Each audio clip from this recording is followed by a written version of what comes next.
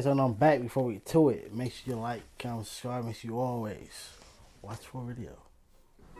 Man, what's up, everybody? Welcome back to another episode of EOS. It's 1090 Jake, man. I'm rocking with y'all, y'all rocking with me. And for this video, we're going to be speaking on YNW Melly, the new evidence they're trying to put into the second trial, and how my name was brought up again. As many of you already know, the YNW Melly trial is scheduled for round 2 in March of 2024. The first trial was such a shit show, it not only ended in a mistrial, but Christine Bradley, the prosecutor who wanted to convict Melly oh so badly, was kicked off the case by the judge. Turns out, she was withholding information. Apparently a lead detective in the case asked the deputy to lie, and she preferred to keep that little bit of information to herself instead of sharing it with the defense. The most high-profile double murder case in hip-hop, and she completely fucked it up. But the state of Florida isn't done. With Christine gone, Broward County quickly found a new contender, Alexandra Buckaloo. No stranger to high-profile cases, this would be the same prosecutor who successfully convicted the killers of Florida rapper XXXTentacion, with 3 of them receiving life sentences, while the 4th snitched his way home. Miss Alexandra would waste no time and is coming out swinging as new paperwork just dropped, in which she plans to introduce 55 songs, 14 YouTube videos, 18 lyrics, and 2 possible snitches. Melly's lawyer would strike back, literally attempting to strike everything Miss Buckaloo is attempting to use. They say along with listing the additional witnesses, the state seeks to introduce YouTube videos not only of the defendant, but of a blogger named 1090 Jake that has no connection to this matter other than the fact that not so undercover detective Danny Polo is a crazed fan of his and cannot seem to keep his name out of his mouth. In fact, the defense would not even know of 1090 Jake if it was not for Danny Polo name dropping him any chance he gets. Now, if anyone forgot, Danny Polo was the undercover gang expert testifying in Melly's trial with a mask on because he has an alleged hit on his head. But come to find out, his wife and family were sharing his pictures across social media. Paying attention to his expert analysis on gangs, it would seem every damn thing he knows about them comes less from experience and more from watching YouTube. Speaking of YouTube, see, I start putting so much it's like people feel like, all right, the crime happened, somebody is arrested, so I can speak on it now. You're still basically snitching on somebody. You're snitching on your homie, the op, or whoever. Like when y'all be putting stuff in songs, I'm talking any rapper, bro. You're snitching, bro. You're snitching because you're telling about something that incident that happened that only the people who did it and sadly who it got done to should know about. Some of the videos included as evidence is the video I did on the Island Boys claiming to be Bloods and my Vlad TV interview on becoming a white blood. Now the Island Boys, this doesn't need much time and can be summed up quickly. They went from claiming a gang to doing OnlyFans with each other. End of story.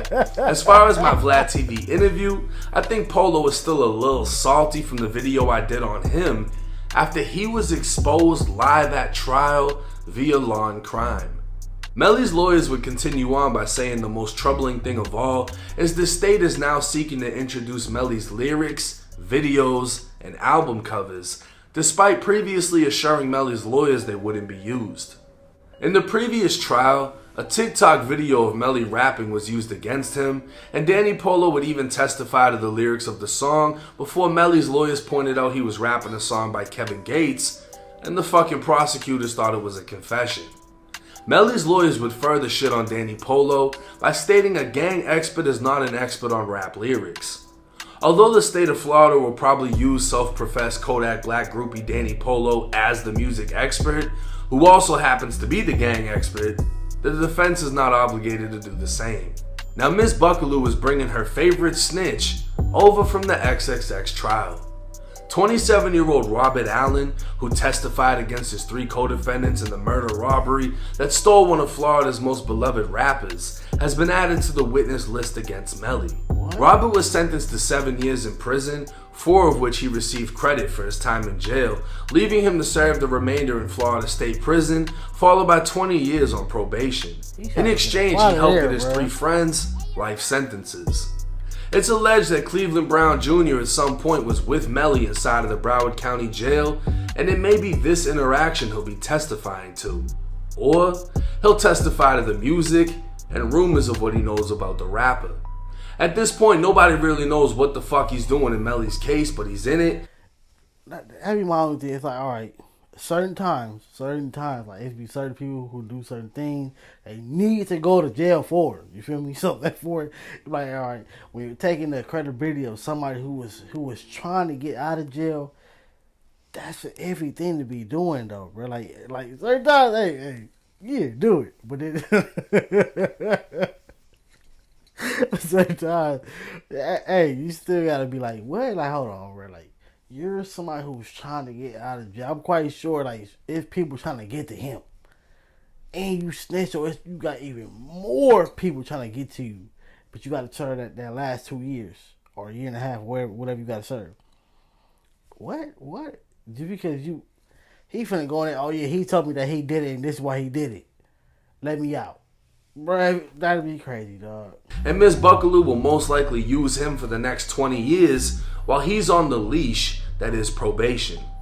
Both Robert and another man named Victor Huepo gave audio recorded statements to Detective Polo. Victor, a 31-year-old Hispanic male from Pompano Beach, has an open case for breaking into his mom's house and another for grand theft auto. The state is attempting to label him a career. So what, they trying to use, because either street dudes, they trying to use him as like, alright, they're experts on what these lyrics mean because they come from the same background that these other people come from. No, at the end of the day, it's still about the person. You could be saying something and have a whole different meaning than what I do for it. A whole different meaning. Just because we're speaking about the same type of thing, we come from the same type of background, does not mean that when we use certain words, it means the exact same thing. Criminal, he's already been to prison twice and has had multiple arrests since he was 19. Of Mexican descent, Victor would have a Chola girl tattooed on his face and an Aztec pyramid on his chest. So it's hard to imagine what the fuck he has to do with the Melly case, but for whatever reason, Detective Polo thinks he's valuable. Security threat group reports for 4 different men, one of which is Victor, would also be introduced as evidence, making me think all 4 of these men were inmates within the Broward County Jail and had some type of interaction with Melly, since the only thing in common they have with him is being in the same jail.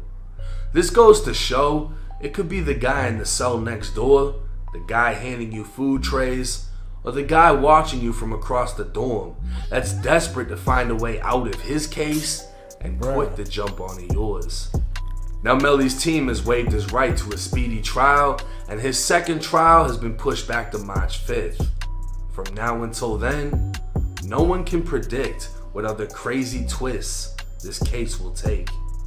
Now, while I'm not too happy to be brought up again for no fucking reason in this trial, I do love and appreciate the fact that the lawyers stood up for me. You know what I'm saying? They called Danny Polo a crazed fan that can't keep my name out of his fucking mouth and drops my name any chance that he gets. And I don't have a goddamn fucking thing to do with this trial. And that seems to be the repetitive thing about this trial. Damn near everything they're bringing into this, nobody has nothing to do with. You getting a random ass kid from Pompano that broke in to his mother's house. Like, what are you trying to ask him about? Do you know who Melly is? Do you know who Jake is? The fuck does that have to do with anything? And then they're bringing on... They probably do like if you were a rapper or when you heard this lyric from Melly, what did you think it mean? Oh, I think it means see, Judge, that's exactly what we said. That's exactly why he did what we're accusing him of doing. crazy, bro. These videos, one of the videos is like 7 rappers who got pressed, and the title got changed on YouTube. It's 7 rappers who got checked by goons, and it's just showing rappers being checked in public. I think it had NBA YoungBoy, fucking Quando Rondo. So it's like, what is he trying to prove? Is he trying to be like, oh, how come Melly never got checked in public? How come nobody made a video on Melly being a fake gang member? How come, like, I don't know what he's looking for, but I'm pretty sure everybody's already said similar things. It's just weird, the approach that he's trying to take, comparing Melly to the Island Boys who are openly kissing each other and they're twin brothers. Shit's a little crazy. And the fact that they got the top snitch from the X case, it's just, I don't know. I feel like this trial is gonna be just as much of a shit show. This lady from the other trial literally brought her favorite snitch over, like, come help me with this one too. As if he's gonna be able to be like, oh yeah, me and Melly went to fucking middle school together. I saw him kill 3 people. I just never told anybody. Like, I don't know what the fuck the value of that is gonna be. But we'll have to wait and see. And this trial has failed to disappoint when it comes to content because of the amount of crazy shit that's gone on. Let me know y'all's thoughts and comments in the comments section. My thing is, if they gotta go to a second trial, bro, I just got a feeling he gonna beat the case. They trying to find a way to make sure he doesn't. So, like, I don't know. I just feel like when it comes to cases, if they have 100%, it's locked in. They got you. They know what you did. They know why you did it. They know what you used and all the type of stuff, like grade A evidence. One trial, 6 months, it's done. We're done. You're gone. For it to be this long, pause, I got a feeling he's gonna beat that case. Y'all go to the comment section. Let me know your thoughts, your opinion. Catch you next one.